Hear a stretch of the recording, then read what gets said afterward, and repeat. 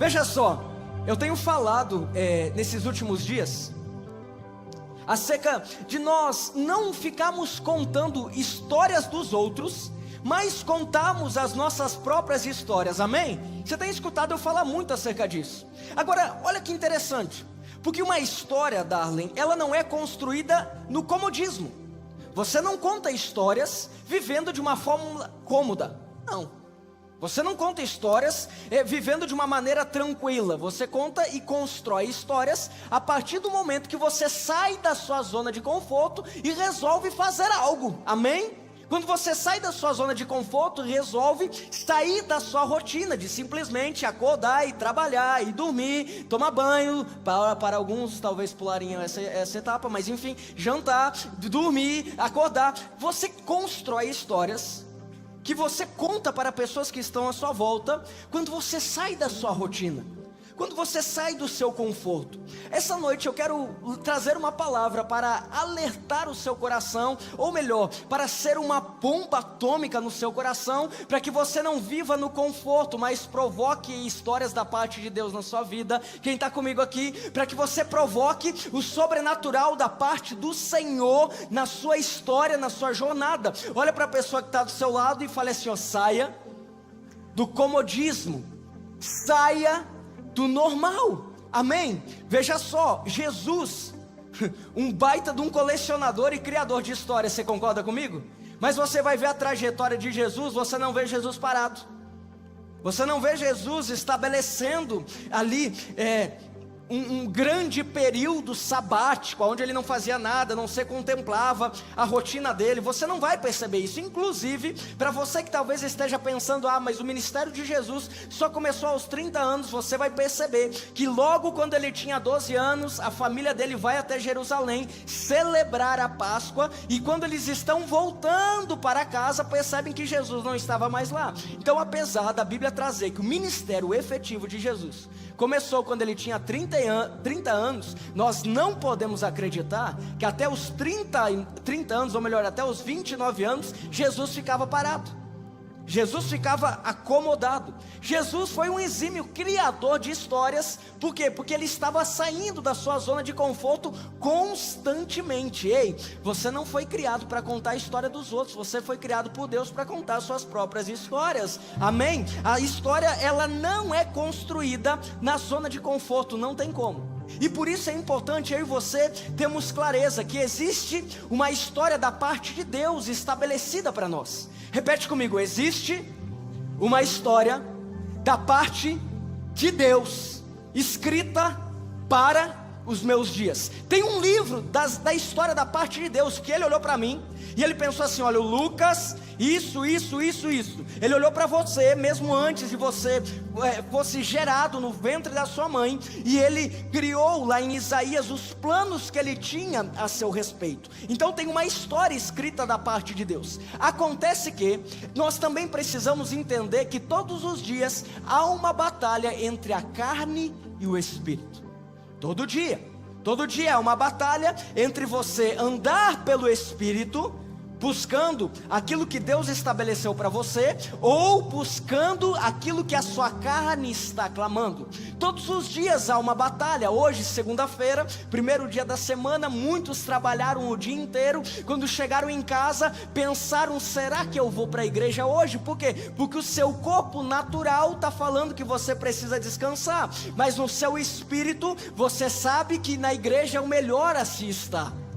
Existe esse confronto diariamente. Por isso entenda algo poderoso, igreja, que se eu e você quisermos viver as histórias de Deus para a nossa vida, será necessário deixarmos o campo natural, o comodismo que a nossa carne natural grita, para andarmos debaixo daquilo que o Espírito nos direciona, debaixo daquilo que o Espírito tem nos impulsionado. Ei, nesses dias o Espírito Santo de Deus tem impulsionado homens e mulheres para serem resposta dele. Nesses dias Deus tem levantado homens e mulheres para serem boca dele aqui na terra. Nesses dias Deus tem levantado homens e mulheres para contarem as suas próprias histórias com Deus. O que nós cantamos aqui eu vou subir um monte. Ei, você não vai mandar outro viver a promessa que Deus tem para a sua vida, você vai viver as promessas. Amém, igreja? Eu vou repetir, você não vai mandar outra pessoa no seu lugar para viver as promessas que Deus tem para a sua vida. Você não vai colocar a promessa que Deus tem para você na mão de outro. Agora entenda, é necessário não viver no comodismo. É necessário nós quebrarmos a ótica da nossa natureza carnal, que clama por uma vida de descanso, que clama por uma vida normal, que clama por uma vida natural, que clama por uma vida onde você simplesmente existe e sobrevive aqui nessa terra. Quebre esse padrão. Você não foi criado debaixo de um padrão natural, você foi criado debaixo de um padrão celestial. Tem alguém para dar glória a Deus aqui comigo? Tem alguém para dar aleluia aqui comigo? Por isso entenda pontos importantes para pessoas que queiram sair do conforto. Quem quer sair do conforto? Quem quer sair? Pastor, o que quer sair do conforto? É provocar o agir de Deus na sua vida. Quantos aqui querem sair do conforto na sua vida? Vamos lá, primeiro ponto: permita-se viver o novo. Repete comigo: permita-se viver o novo. A Bíblia fala em Mateus capítulo 14, uma história clássica, que você já me escutou falar várias e várias vezes, onde os discípulos estavam todos no barco. Jesus dá um comando, Jesus estava pregando, e ele dá um comando para que os discípulos entrassem no barco e fossem à frente, e que depois ele iria encontrá-los. Agora, os discípulos estão naquele barco. A Bíblia fala que o vento estava forte, ou seja, o mar estava agitado. O barco sendo agitado pelas águas, os discípulos estão naquele barco. Imagina que o cenário não é um cenário tranquilo, mas o melhor a se estar é dentro do barco. Amém? O lugar mais seguro que aqueles homens poderiam estar, de fato, é dentro do barco. Haja vista que quando eles olham para um lado tem água, quando eles olham para frente tem água, quando eles olham para o lado tem água, quando eles olham para trás tem água, e quando eles olham para cima tem o céu, que não tem aonde eles se agarrarem. O melhor a se fazer naquele ambiente onde o vento está forte, as águas estão de uma maneira brava, o melhor a se fazer é ficar naquele barquinho. Pois bem, esse é o cenário. De repente eles estão lá naquele cenário onde o vento está batendo, a água está forte, e eles olham e tem ali um ser andando sobre as águas. A Bíblia fala que que Jesus vem andando sobre as águas ao encontro dos discípulos. Eles estão todos reunidos no barco, quando de repente eles olham aquela cena, eles avistam aquela situação, e toma uma decisão. Ele toma a decisão de falar assim: ó mestre, se é tu mesmo, fale para que eu vá até o Senhor. Então a Bíblia fala que Jesus dá um comando, e Pedro então sai do barco e ele começa a andar sobre as águas. Se naquele contexto o barco era o lugar seguro, o que Pedro está fazendo é deixar a segurança dele de lado para viver aquilo que os outros não iriam contar. Quando Pedro ele começa a andar sobre as águas, ele está falando o seguinte: eu prefiro contar as minhas histórias do que ficar escutando a história dos outros. Quando Pedro toma uma decisão de andar rumo àquilo que o comando de Jesus, ele está falando assim: olha, eu não me importa o que vai acontecer, eu quero é provar aquilo que Jesus pode fazer na minha vida. O barco era um ambiente seguro, mas Pedro havia entendido que para viver aquilo que Deus tem para a vida dele, a segurança precisava ser deixada de lado. Ei, essa noite entenda algo poderoso da parte de Deus: permita-se viver tudo aquilo que Deus tem para a sua vida, permita-se viver o milagre da parte de Deus. E essa história nos encaixa, porque muitas vezes a gente sabe o que Deus pode fazer, escuta o que Deus fez, fica emocionado com aquilo que escutou, mas quando está diante da oportunidade de provocar a sua própria experiência, fica no barco. Veja só, vamos pensar um pouquinho mais.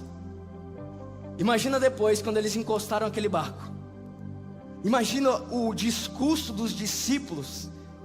Imagina o que eles estavam conversando quando o barco atracou e todo mundo desceu. Imagina que todos os discípulos estavam falando assim: cara, você andou sobre as águas, camarada, olha o que você fez, você viu o que você acabou de viver. Imagina que outro discípulo fala assim: quando você saiu daquele barco, eu achei que algo ia acontecer, eu achei que você ia morrer. Imagina que outro discípulo fala assim: cara, eu até fiquei com medo, mas depois que eu vi que era Jesus, eu até pensei em fazer o que você fez, mas eu não tive coragem. Mas Pedro bate no peito e fala assim: pois bem, quando eu vi que era Jesus, eu tomei uma decisão de provocar só aquilo que Jesus poderia fazer.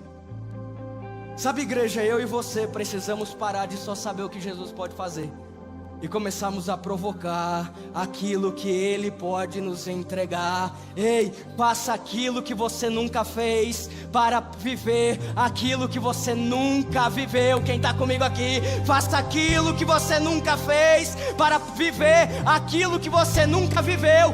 Ame de uma forma que você nunca amou. Gaste tempo com pessoas que você ama de uma forma que você nunca gastou. Comprometa-se com as coisas de Deus de uma forma que você nunca se comprometeu. Envolva-se com aquilo que Deus tem colocado no seu coração de uma forma que você nunca se envolveu. Oferte de uma maneira que você nunca ofertou, para viver aquilo que você nunca viu, para provocar aquilo que os seus olhos nunca viram. Sabe, gente, eu tenho falado com alguns líderes, alguns pastores, e eu tenho falado que nesse tempo, enquanto igreja, existem coisas que é só Deus para fazer. Mas ao mesmo tempo que eu sei que é só Deus, pastor Léo, eu fico em paz, porque se é só Deus, o meu trabalho é não atrapalhar o que Deus quer fazer. Existem áreas da sua vida que é só Deus, não atrapalhe aquilo que Deus quer fazer. Por isso eu já vou até para o segundo tópico. Para não atrapalhar aquilo que Deus quer fazer, é importante nós decidirmos crescer para baixo. O crescer para baixo parece num primeiro momento redundante, mas quando você não entende que uma grande árvore, antes dela crescer para cima, ela se estabelece para baixo. Antes de uma grande árvore ser uma grande árvore, aplaudida por muitas pessoas, capturada em telas de celular por muitas pessoas, antes de uma grande árvore ser olhada e pensada: nossa, essa madeira aqui dá para quê? Ela precisou crescer num ambiente onde ela não era aplaudida. Ela precisou gastar tempo para estabelecer as suas raízes, a ponto de, a partir daquele momento que as raízes estão firmadas, a parte exterior, que todo mundo está vendo, começar a se desenvolver. A minha filha está tendo aula de plantas, e esses dias ela me perguntou, falou: pai, me explica alguma coisa das plantas que a prof não explicou ainda. Eu peguei que ela queria chegar na turma com alguma coisa engatilhada ali para sair na frente dos coleguinhas. Na hora eu pensei assim: caramba, o que eu vou falar sobre flor? Sobre planta, né? Eu falei: filha, você sabe como que as plantas se alimentam? Ela falou: não, papai. Eu falei: pela seiva. Como assim seiva? Eu falei: não perde muito, eu só sei que as raízes, elas começam a puxar nutriente, até aí chega lá e fala que você sabe que as plantas se alimentam da seiva e deixa que a professora resolva a vida da turma. Mais ou menos isso foi o que eu falei. Entenda que as raízes da planta, quando elas estão tão fundas, quando elas chegam num ponto aonde o alimento é encontrado, nada mais abala. A não ser que um vento muito forte, a não ser que uma intervenção humana venha e queira arrancar aquela grande árvore do lugar. Entenda que crescer para baixo nos remete a estarmos em um lugar em Deus, a buscarmos uma intimidade em Deus, a buscarmos uma vida em Deus tão profunda que chegue num ponto que nada mais tenha sentido sem que a presença de Deus esteja.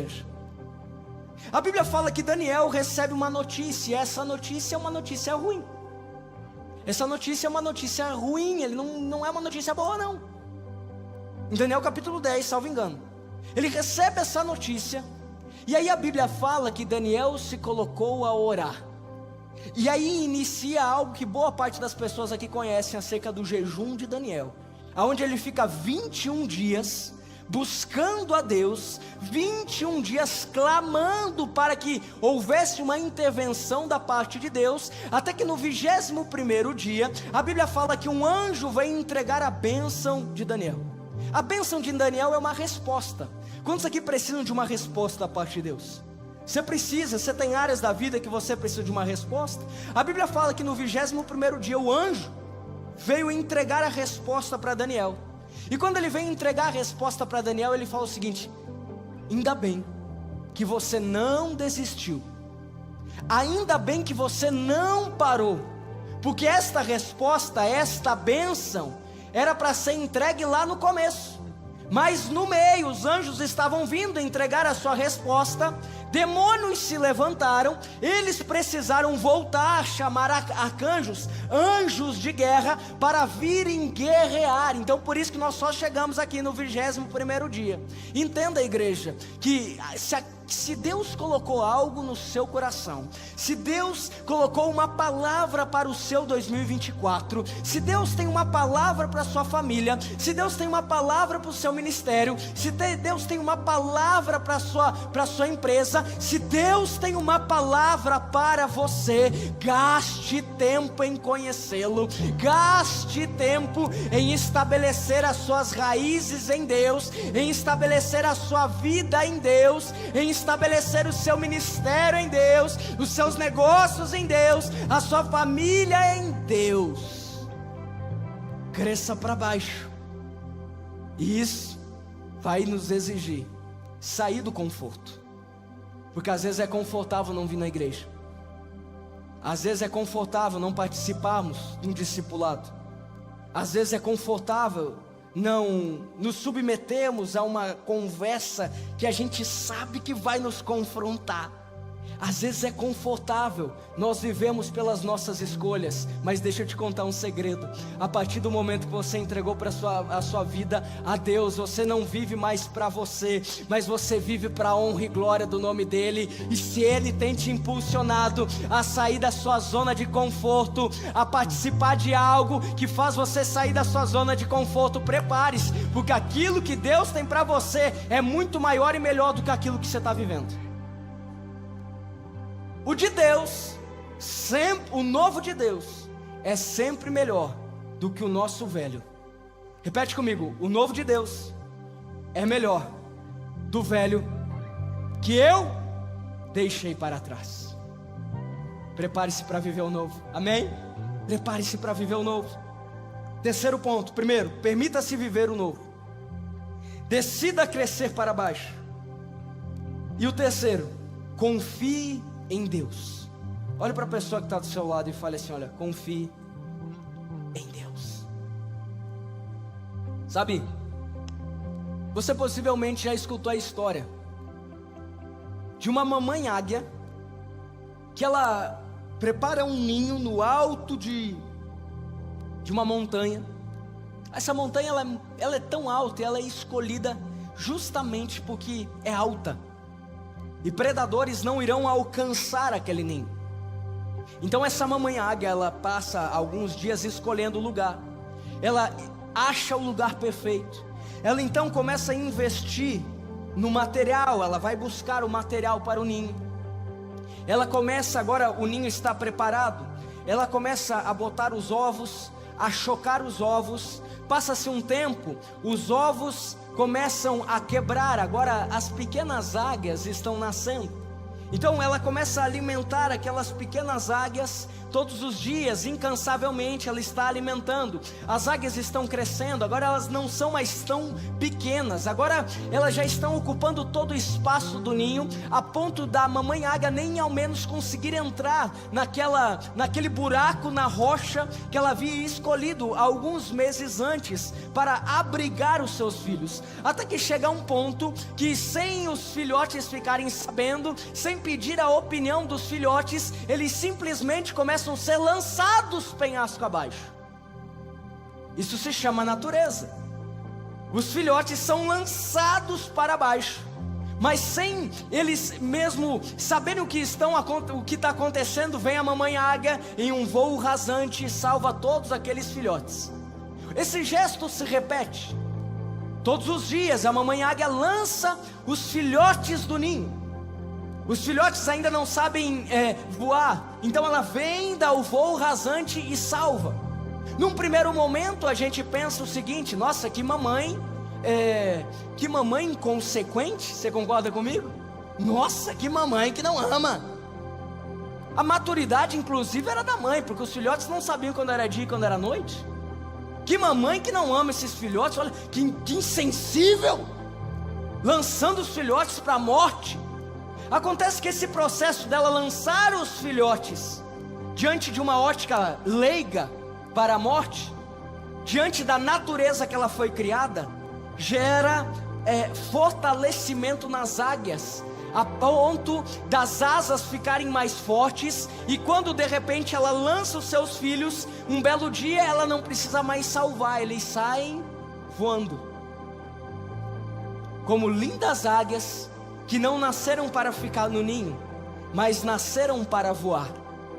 Se a decisão da pessoa madura, da águia madura, não fosse tomada, o processo de maturidade dos filhotes poderia ser comprometido.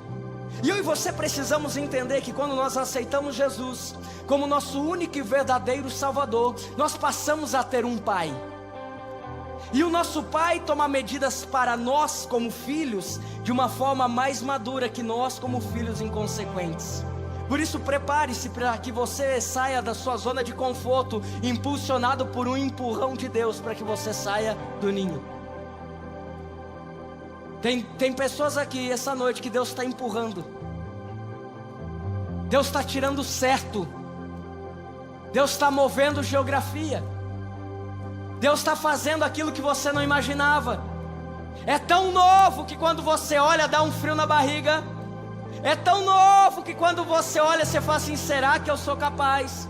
É tão novo que quando você olha você fala assim: eu não sou digno. É tão novo que quando você olha você fala assim: eu não nasci para isso. Ei, mas se Deus é seu Pai e Ele tem te impulsionado para uma nova estação, basta confiar, basta crer, basta deixar Deus estar no controle, porque se Deus é Pai, a melhor decisão a ser tomada é com Ele, não conosco. Olha que interessante que está lá em Juízes capítulo 6, no verso 11.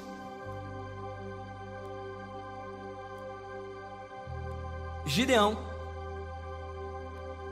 estava como muitos de nós, vivendo uma vida, tendo dilemas, e Deus vem e chama ele. Olha que poderoso isso. Então o anjo do Senhor veio e sentou-se debaixo do carvalho que estava em Ofra, que pertencia a Joás, da família de Abiezer. Gideão, filho de Joás, estava malhando o trigo do lagar para o pôr a salvo dos amidianitas, num tempo onde o povo dele estava sofrendo pelos midianitas. Ele está lá trabalhando, colhendo trigo, enquanto há tempo da família não ser atacada. Então ele está lá trabalhando na terra do pai, está lá produzindo. Eu lembro que na época da pandemia dava um decreto que todo mundo ia ter que ficar em casa. Gente, dava 5 minutos, os supermercados da cidade estavam lotados. Quem lembra disso? Lotado, por quê? Porque as pessoas precisavam procurar alimento para garantir a segurança. É isso que está acontecendo com Gideão, é esse o contexto aqui, ó. Então o anjo do Senhor, ele está lá trabalhando, e o anjo do Senhor vem e fala com ele: o Senhor está com você, homem valente. Olha só, próximo. Gideão respondeu: ah, meu Senhor, se o Senhor Deus está conosco, por que nos acontece tudo isso? Você está falando que está conosco, mas por que todos esses problemas aí, Deus? Que história é essa? Que história é essa? E tem muita gente que é assim.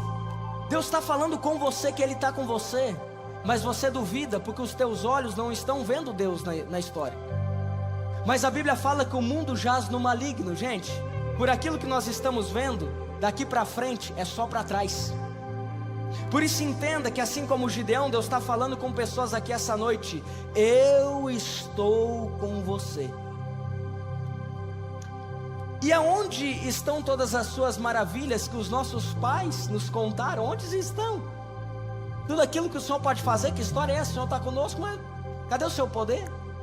O Senhor nos tirou do Egito, porém agora o Senhor nos abandonou e nos entregou nas mãos dos midianitas.